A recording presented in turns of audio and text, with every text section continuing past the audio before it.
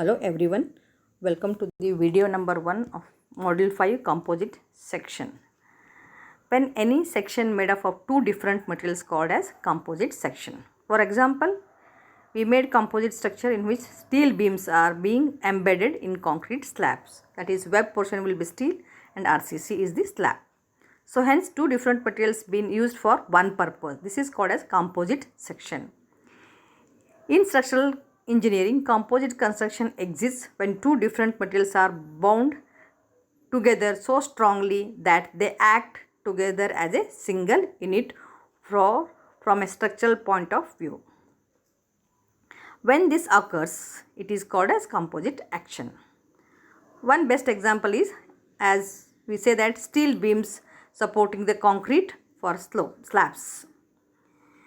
If the beam is not connected firmly to the slab, it's very important. For the composite action, it should be properly connected.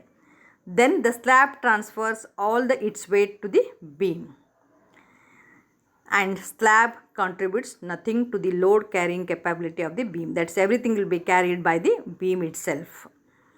And this is one figure which are drawn here. Composite construction. The slab will be RCC and beam will be pre-stress concrete unit and slab is RCC members. Then if you come to the composite construction in case of pre-stress concrete members, there also you will be using two different materials for the construction purpose as a single unit. But the term composite construction in PSC works mostly refers to a construction which pre-stress precast member acts in combination with the cast in situ concrete element.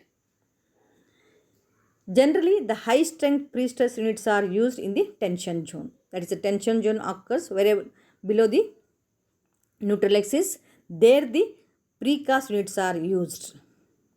And relatively lower compressive strength is used in the compression zone. That is the lower strength of the RCC, because we know that pre-stress concrete minimum M30 and M40, if it is for the pre-tension, M40 is used, and in RCC we can use the lower compressive strength M20, M25, M30 like that.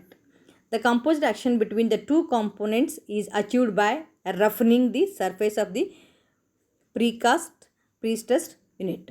That is the top portion, to get the proper action between these two. Or by stirrups. You can provide the stirrups from the beam or the web portion to the slab. The stirrups are used to get the proper action as for the composite section. And next point is, what is the need for composite construction? Why you have to go for the composite? Why can't you use a single unit for the any girder or the slab? Here it is because we know that the precast unit is strong in tension, RCC is strong in compression. The composite construction is normally warranted when the cast in situ construction is very difficult, if not possible.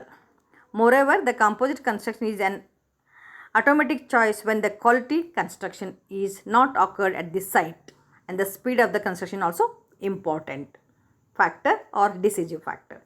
In that case, the phenomenon of differential shrinkage between the concrete and the design of the composite members is also very much simplified by availability of the standard section, because here is the web portion and the composite sections are factory products. The quality products will be there, and you can save the time also. Readily available products will be used in the site. Only the cast in situ slab will be there. There the combination of these two. That is, we can speed up the work, or the quality work will be there.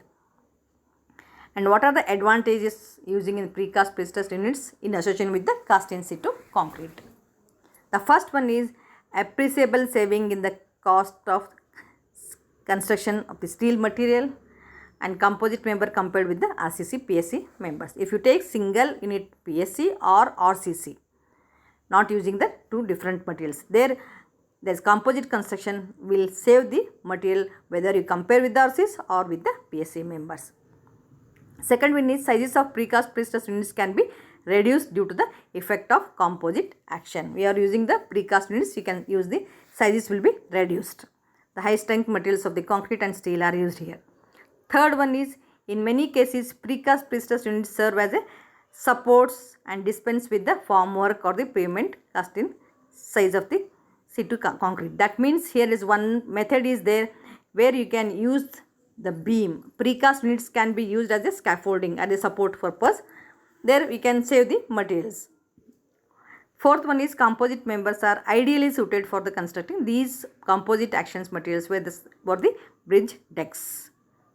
Fifth one, efficient utilization of material in composite section in which low and medium strength of concrete of in situ construction results compressive forces, where the high strength prestressed units resist the tensile forces, because in compression zone cast in situ material is used, in tension zone precast material is used. Sixth one is precast prestressed units which require skilled labors and workmanship can be cast in factory. These are the factory products where we require the skilled labors and workmanship. There we will get the from the factory in the site only carrying and conveyed to the site construction. Seventh is combination of lightweight concrete for the cast in situ slab results in the reduced dead loads. Here you can use the cast in situ as the lightweight concrete which can reduce the dead load, leading to economy on overall costs. The eighth one is low ratio of size of the precast unit to the that of whole composite members. Here if you take the ratio of the precast member and the total composite section will be less, the lower ratio will be there. And types of composite construction. Here the most common type of composite construction consists of a number of precast inverted T-beams placed side by side connecting by a continuous top slab of to concrete. You can use the rectangular section, T section or the box section kept side by side.